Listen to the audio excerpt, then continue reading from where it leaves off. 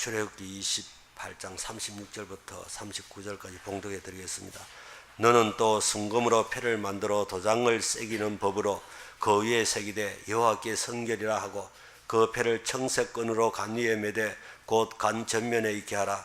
이 패를 아론의 이마에 두어 그가 이스라엘 자손이 거룩하게 드리는 성물과 관련된 제책을 담당하게 하라. 그 패가 아론의 이마에 늘 있으므로 그 성물을 여호와께서 받으시게 되리라. 너는 가는 배실로 반포 속옷을 짜고 가는 배실로 간을 만들고 띠를 수놓아 만들지니라. 아멘. 사람은 절대라는 말을 많이 사용합니다. 이건 절대 거짓말이 아니야. 이건 절대 내가 모르는 일이야. 절대로 난 그런 적이 없어. 이렇게 절대라는 단어는 자기 결백을 주장할 때 사용하는 말입니다. 나는 좀 더 잘못이 없다는 말입니다. 또 다른 사람에게 아주 강한 부탁이나 명령을 할 때 이 절대라는 말을 씁니다. 이건 절대 만지면 안 돼. 거기에는 절대 가면 안 돼. 선악과는 절대 따먹으면 안 돼. 절대 주의는 범하면 안 돼. 또 강한 확신을 말할 때도 이 절대라는 단어를 씁니다. 절대 난 실패하지 않을 거야. 이 사람하고 결혼하면 절대 후회하지 않을 거야. 이 국어사전에 보면 절대라는 단어를 찾아보면 비교되거나 대립할 만한 것이 없는 것, 그렇게 되어 있습니다. 절대적이라는 말은 다른 것과 도저히 비교될 수가 없고 틀림이 없는 것. 그러다 우리가 사는 이 세상에 이 절대적인 것이 있겠습니까? 그리고 사람은 자기가 뭔가 깨끗하지 못한 것이 있을 때 이 절대라는 말을 섞어서 자기 결백을 주장합니다. 언성을 높이면서 절대로 이렇게 말하면 그것은 대부분 거짓말이 많다고 합니다. 절대로 안 그랬다. 개척교회가 그렇습니다. 개척교회는 일꾼들이 부족하니까 이 목사님 힘내세요. 우리는 절대 떠나지 않습니다. 그러나 수많은 사람들이 수십 명이 이 거짓말을 하고 떠나갔습니다. 이렇게 사람에게는 절대적인 것이 없습니다. 왜냐하면 사람이란 존재는 절대적인 존재가 아니기 때문입니다.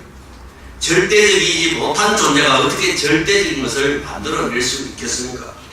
절대 권력이라고 말하지만 세상에 절대적인 권력은 없습니다. 다 결국은 무너졌습니다. 그러나 이 절대라는 말은 오직 하나님만 사용할 수 있는 단어입니다. 하나님 한 분만이 절대자가 되시기 때문입니다. 하나님의 말씀만이 절대적인 진리이고 하나님의 시간만이 절대적인 역사이고 또 하나님의 다스림만이 모든 피조물들에게 행복하게 살 수 있는 그런 권한이 있습니다. 하나님이 가지신 것은 다 절대적이고 하나님의 품성조차도 절대적인데 그 중에 가장 두드러지게 드러나는 것이 바로 거룩하심입니다. 하나님은 거룩하신 분이십니다. 절대적으로 거룩하십니다. 그 거룩하심을 본문에서는 여호와께 성결이라는 단어로 표현하고 있습니다. 요즘 수요 예배 때 출애굽기 강의를 하고 있기 때문에 오늘 본문 말씀도 다 이해가 가실 겁니다. 하나님은 대제사장의 머리에 쓰는 간을 간 대실로 만들게 하시고 정금으로 패를 만들어서 그 중앙에 고정시키게 하셨습니다. 그리고 그 정금패에 글자를 새겼는데 무엇이라고 새겼습니까? 여호와께 성결입니다. 이 말은 하나님은 절대 거룩하시다는 뜻입니다. 하나님이 거하시는 집의 이름도 거룩입니다. 우리 하나님은 강대하신 분이시기 때문에 땅도 하늘도 어떤 공간도 그분을 모실 수 없습니다. 그래서 솔로몬은 하나님의 성전을 그렇게 아름답게 지어놓고도 이렇게 고백할 수밖에 없었습니다. 역대하 6장 18절 보세요. 하나님이 참으로 사람과 함께 땅에 계시니까 보소서 하늘과 하늘들의 하늘이라도 주를 용납하지 못하겠거든 하물며 내가 건축한 이 성전이겠습니까?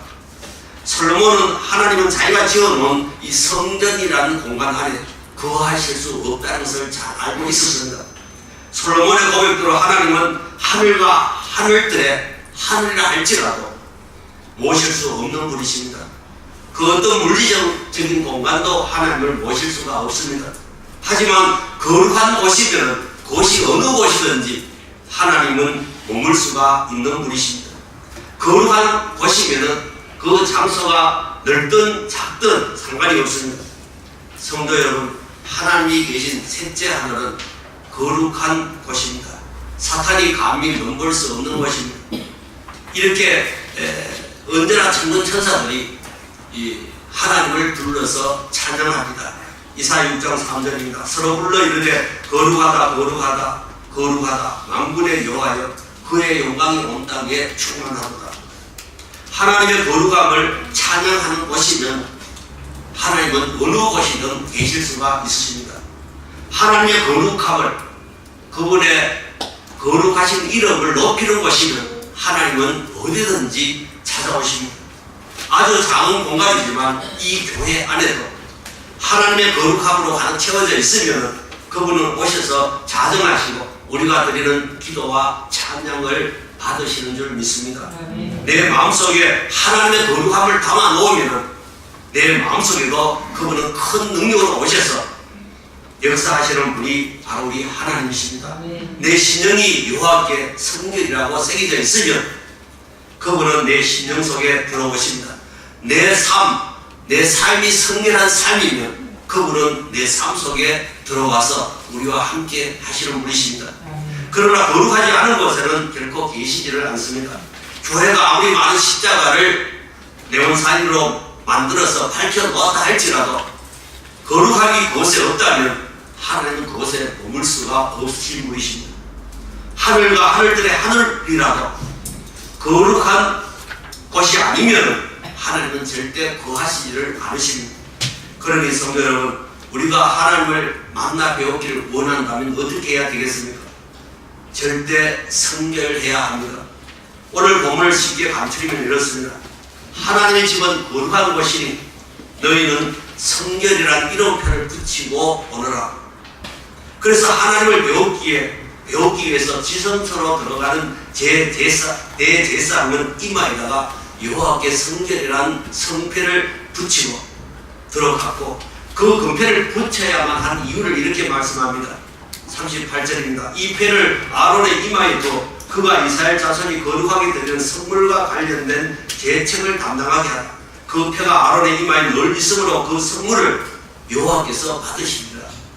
거룩하게 드리는 성물의 제책을 위해서 이마에 이 패를 달아야 한다는 겁니다. 성물의 제책이 무엇입니까? 이스라엘 백성들은 하나님 앞에 나올 때 재물을 가지고 나와야만 했습니다. 넉넉한 사람, 잘 사는 사람들은 송아지를 끌고 왔고 가난한 사람들은 비둘기를 가지고 왔습니다. 하나님께서 고기를 좋아하시기 때문에 그렇게 하는 것이 아니라 자기들이 지은 죄를 사함받기 위해서 재물을 가지고 나와야만 했습니다. 그리고 가져와서는 재물된 흠 없는 짐승의 머리 위에 자기 죄를 전부 옮겨 놓는 겁니다. 그 재물의 짐승의 머리 위에 손을 얹고 자기가 지은 죄를 다 그 짐승에게 옮겨 놓는다는 겁니다. 그러면 제사장은 그 짐승을 가져가서 단번에 죽여서 재물을 바친 사람의 죄값을 대신 치르게 했던 겁니다. 그 사람을 죽일 수는 없으니까, 잡아서 하나님 앞에 드릴 수는 없으니까 짐승을 대신해서 그렇게 죽였던 겁니다. 그런데 문제는 재물로 가져온 짐승이나 곡물 역시 정결하지 않다는 겁니다. 이 세상에 어떤 것이든 아담이 범죄한 이후로부터 그 죄 때문에 다 오염이 되었기 때문에 세상에 있는 정결한 것은 아무것도 없습니다. 이때 제물로 바쳐진 짐승이나 곡물의 죄가 바로 성물의 제책인 겁니다. 하나님께 거룩하게 드리기 위해서 가져온 것이지만 그 제물에도 하나님 앞에서는 깨끗이 못한 죄가 섞여 있다는 것입니다. 그것을 정리를 하기 위해서 아론의 이마에 정금에 새긴 성패를 달아 메었던 겁니다. 또 아론이 대제사장이라고 해서 죄가 없을 수는 없습니다. 제사장이라고 해서 그 허물을 무조건 용서할 수도 없는 겁니다. 거룩하신 하나님 앞에서는 대제사장인 아론도 죄인이고 또 드려지는 그 제물도 짐승도 곡물도 제물인 것입니다. 그런데 죄스러운 물건들이 죄인들을 속게 하는 일을 담당하고 있었다는 겁니다. 재물도 죄가 있고 속죄하는 일을 담당하는 대제사장도 죄인이고, 그러니까 제사장과 재물을 거룩하게 하는 물건이 필요했는데 그것이 바로 아론의 이마에 붙여졌던 성패 여호와의 성결입니다. 이 이마에 새겨진 여호와의 성결이라는 말씀이 대제사장과 재물의 죄를 정결하게 하는 겁니다. 이렇게 하나님의 이름은 절대 거룩입니다. 하나님의 거룩은 절대적입니다. 하나님이 왜 일을 이렇게 복잡하게 만드시는가? 하나님의 거룩함은 절대적이기 때문입니다. 사람이 생각하는 깨끗하다는 개념은 절대적인 개념이 아닙니다. 하얀 종이에 더러운 오물이 묻어 있으면 사람들은 더럽다고 합니다. 하얀 종이에 먼지가 앉아 있으면 사람들은 지저분하다고 합니다. 하지만 제기 공장에서 금방 나와서 포장지에 깨끗하게 쌓여있는 종이는 우리가 깨끗하다 그렇게 말합니다. 그러나 이런 깨끗한 종이에도 현미경으로 들어가 보면은 색이 득실거리지 않겠습니까? 그렇다면 이 종이는 도대체 깨끗한 것입니까? 더러운 것입니까? 우리는 이 종이를 깨끗하다고 말해야 됩니까? 아니면 더럽다고 말해야 됩니까? 우리 각자의 모습도 그렇습니다. 외출할 때는 항상 깨끗하게 단장하고 나갑니다. 그럼 그 사람은 우리가 깨끗하다고 말해야 합니까? 아니면 더럽다고 말해야 됩니까? 그래서 사람이 말하는 깨끗하다는 개념은 상대적이라는 겁니다. 그러나 하나님의 거룩하심은 절대적입니다. 그래서 하나님은 당신에게 드려지는 재물과 또 당신 앞에 거룩히 구별되어 서 있는 대제사장의 죄까지도 정금표로 깨끗하게 하신 후에야 받으시겠다는 겁니다. 이렇게 하나님은 죄에 대해서만 엄격하신 분이십니다. 그러니 죄는 하나님과 사람의 관계를 가로막는 가장 큰 장애물입니다. 하나님과 나 사이에 이 죄의 장벽이 쌓여져 있으면 우리는 하나님을 배울 수가 없고 하나님 가까이 다가갈 수가 없습니다. 왜냐하면 하나님의 그 거룩하심이 죄를 향해서 돌격하기 때문입니다. 그래서 죄를 가진 사람은 고통스러울 수밖에 없는 겁니다. 그러니 이 죄의 문제는 반드시 해결되어야만 합니다. 어떤 엑스레이 기사가 약간의 소화불량 증세가 있어 자기 사진을 찍었습니다. 그러나 평소에 자기는 건강하기 때문에 그 필름 나온 것을 아무데나 그냥 던져놓았고 잊어버리고 있었습니다. 이튿날 또 여전히 출근해서 전날 찍은 엑스레이 필름들을 다 정리하는 중에 사진 한 장을 들여다보면서 이건 지독한 암이로군 그렇게 중얼거리면서 다른 사진들을 다 던져버렸습니다. 그러나 그 사진이 바로 자기 것인 줄 알지 못했다는 것입니다. 현대인들의 최대 위기는 죄의식에 대한 결핍입니다. 죄를 너무 소홀히 여기고 던져버립니다. 자기 마음속에 암 같은 그런 치명적인 병을 키우면서도 그것을 깨닫지 못한다는 겁니다. 그것이 현대인들입니다. 한 설교가 광장에서 설교를 하고 있었습니다. 여러분, 이 세상에서 가장 무거운 짐이 무엇인 줄 아십니까? 그것은 바로 죄책이라는 짐입니다. 정말로 우리가 행복하려면 이 죄짐을 던져버려야 합니다. 이때 한 젊은이가 빈정대면서 이렇게 말했다고 합니다. 그 죄책이라는 짐이 도대체 몇 파운드나 가는 겁니까? 나야말로 아무 짐도 느끼고 있지 못하니까 나는 행복한 사람이 아니겠습니까? 이때 설교가 그 청년을 향해서 이렇게 말했습니다. 만약 시체 위에다가 400파운드의 무게를 올려놓는다면 그 시체가 느끼겠습니까? 물론 느끼지 못할 것입니다. 마찬가지로 영적으로 죽어있는 사람은 아무 죄책을 느끼지 못하는 겁니다. 자기가 아무리 무거운 죄책을 짊어지고 있다 할지라도 자기는 영적으로 죽어있으니까 그 짐의 무게를 느끼지 못한다는 겁니다.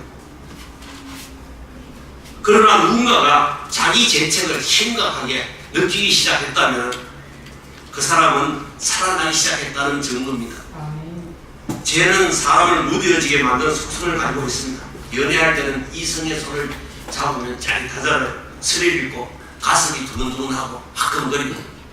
그런데 그도 몇 번 여러 번 가면 나중에 손을 잡으면 감도가 웅장하게 떨어집니다.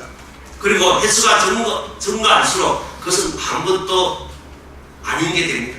그래서 20, 30년 같이 살게 되면 밋밋해지고 든든해지고 무감각해져서 자꾸나 많아집니다. 우리 옆에 앉은 아내의 손을 한번 살며시 잡아보시기 바랍니다. 그러면 확실하게 느낄 겁니다. 제가 그렇습니다. 제가 말고 죄가 그렇다는 겁니다. 처음엔 겁이 나고 가슴이 두근거리고 잠이 안 오고 마음이 아픕니다. 그러나 반복해서 죄를 짓게 되면 덤덤해지고 감각이 없어집니다. 개구리를 뜨거운 물에 집어넣으면 뛰쳐나옵니다. 그러나 개구리를 찬물에 집어넣고 서서히 불을 지피면 뛰쳐나오지 않는다고 합니다. 그렇다면 이 무감각은 분명히 저주입니다. 또 아무리 부정해도 죄는 하나님 앞에 다 드러납니다. 죄는 숨길 수가 없습니다. 자동차를 몰고 가다가 교통경찰관에게 걸렸습니다. 가속입니다. 운전하는 사람은 자기도 모르게 술 한잔 했더니 정신이 없었습니다. 교통경찰은 음주운전을 추가합니다. 그렇게 말합니다. 옆에 있던 아내가 자기도 모르게 이 무면허라 맨정신에는 겁이 나서 운전을 못해요. 경찰관은 무면허 운전을 추가합니다. 말했습니다. 그랬더니 뒤에 앉았던 장모가 자기도 모르게 또 한마디 합니다. 그것 봐라. 자동차를 훔쳐 타더니 오래 못 가더라. 이 말을 들은 경찰관이 말했습니다. 자동차를 훔친 죄로 체포합니다. 그리고 그 자리에서 긴급 체포되었습니다. 고린도전서 4장 5절입니다. 그러므로 때가 이르기 전 곧 주께서 오시기까지 아무것도 판단하지 말라. 그가 어둠에 감추인 것들을 드러내고 마음의 뜻을 나타내시니 그때 각 사람에게 하나님으로부터 칭찬이 있으리라. 빌리 그레함에게 안네 로트라는 큰 딸이 있었습니다. 이 딸은 지금도 미국 노스캐롤라이나 주에 살면서 성서 연구 지도원으로 일하고 있다고 합니다. 이 딸이 어렸을 때 이야기입니다. 빌리 그레함 목사의 가정교육은 엄했다고 소문이 나 있었습니다. 어느 날 이 안네가 딸이 잘못을 저질러서 어머니 루스 여사가 매를 드니까 얼른 엄마 내가 잘못한 것이 아니고 내 안에 마귀가 있는데 이놈이 나를 그렇게 해서 하고 둘러대더라는 겁니다. 그러나 루스 여사는 그래 알아. 그래서 내가 마귀를 쫓아내려고 하는 거야 하면서 딸에게 매를 대었습니다. 얼마 뒤에 딸이 또 잘못을 저질러서 루스 여사가 또 매를 대니까 딸은 얼른 엄마 마귀라는 놈이 벌써 내 속에서 밖으로 도망갔어. 루스 여사는 하는 수 없이 해초리를 놓을 수밖에 없었습니다. 딸은 이렇게 애교로 매를 피했지만 우리는 죄에 대한 하나님의 심판에서 절대 피할 수가 없습니다. 세상 사람들이 그런 것은 일 수 없다. 뭐라고 말하든지 심판은 반드시 있습니다. 죄에 대한 심판은 누구나 다 피할 수가 없습니다. 그리고 우리는 우리의 죄를 절대 숨길 수 없습니다. 민수기 32장 23절입니다. 너희 죄가 반드시 너희를 찾아낼 줄 알라. 두 번째, 그러나 예수를 구주로 영접한 사람에게는 성패가 필요 없습니다. 우리가 부르는 복음성가에 보면 구원 열차가 있습니다. 그 열차에는 차표가 필요 없다고 합니다. 왜냐하면 주님이 차장이 되신다고 합니다. 성도 여러분, 주님을 영접한 사람에게는 이 정금패가 필요 없습니다. 왜냐하면 주님께서 내 죄를 담당하신 어린 양이 되셨고 또 대제사장이 되어주셨기 때문입니다. 우리 주님은 성결하신 분이기에 이 성결패가 필요 없고 성결하신 주님의 보혈을 심령에 바른 우리에게도 이 성결패는 필요 없게 된 겁니다. 트레이 목사에게 어느 날 어떤 분이 찾아와서 이렇게 말했습니다. 목사님, 저는 이번 집회에 정말 많이 참석했는데 아무리 기도를 해도 하나님의 은혜가 실감나지를 않습니다.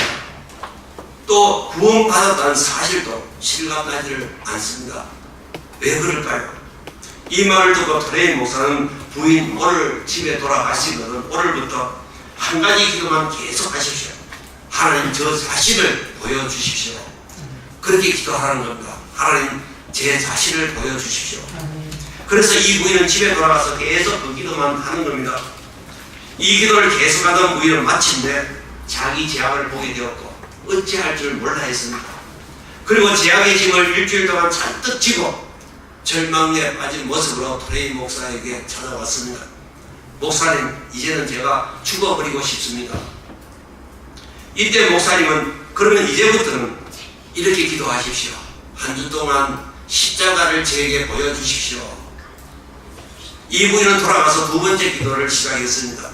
그때 그녀에게 십자가의 의미가 깨달아지기 시작했습니다. 나는 내 제 문제를 해결할 수가 없다. 내가 아무리 도덕적으로 노력하고 아무리 내가 결단하고 그래도 나를 죄에서 자유하게 하지는 못한다. 그 사실을 알게 됩니다.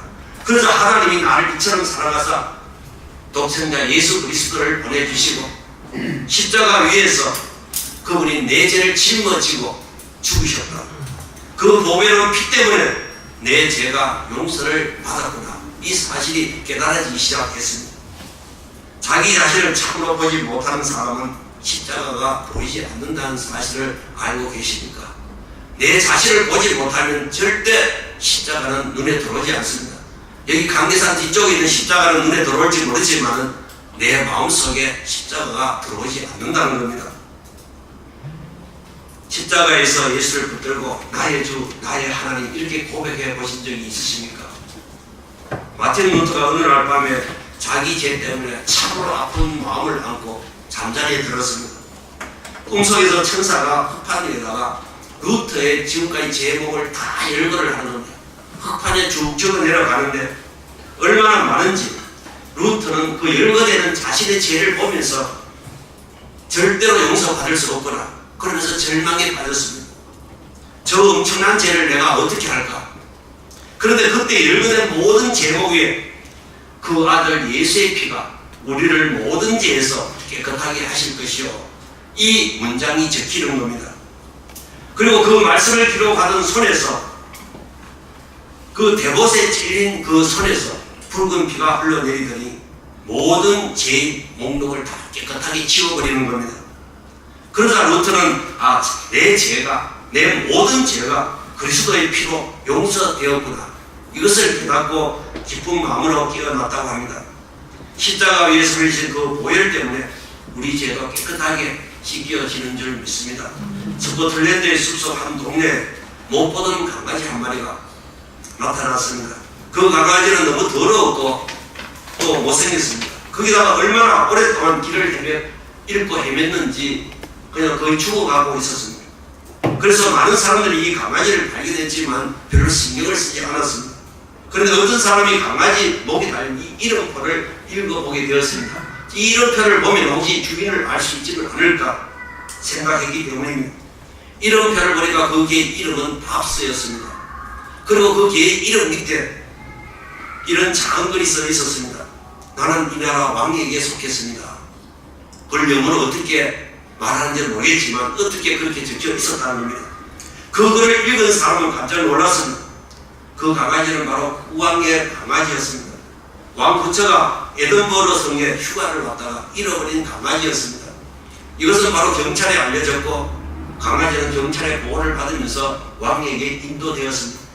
성도 여러분, 강아지가 돌아갈 수 있었던 이유는 강아지가 정말로 장막이고 그 숲속에서 오랫동안 견뎌내었기 때문이 아닙니다. 강아지가 왕에게 충성했기 때문도 아닙니다. 강아지를 발견하고 연락해준 사람의 덕도 아닙니다. 근본적인 이유는 단 한 가지, 강아지는 왕의 소유였기 때문입니다. 그리고 수백 킬로 떨어진 왕과 강아지를 연결시켜준 것은 바로 그 이름표였습니다. 나는 이 나라 왕에게 속했습니다. 우리의 이름표에는 예수 그리스도의 이름이 새겨져 있는 줄 믿습니다. 나는 예수 그리스도께 속했습니다. 우리는 어디를 헤매든지 하늘의 천군천사의 보호를 받게 될 것이고 그날에는 하나님께로 안전하게 인도될 것입니다. 우리의 소유주가 예수 그리스도인 이상 우리는 아무것도 두려울 것이 없습니다. 하나님은 절대적으로 거룩하신 분이십니다. 서가라 선지자의 예언은 반드시 이루어질 겁니다. 서가라서 14장 20절입니다. 그날에는 말 바구니의 벽까지 여호와께 성결이라 기록될 것이다. 예수 그리스도 그 이름의 권세로 승리하시기를 주님의 이름으로 축원합니다. 기도하겠습니다. 은혜로우신 하나님,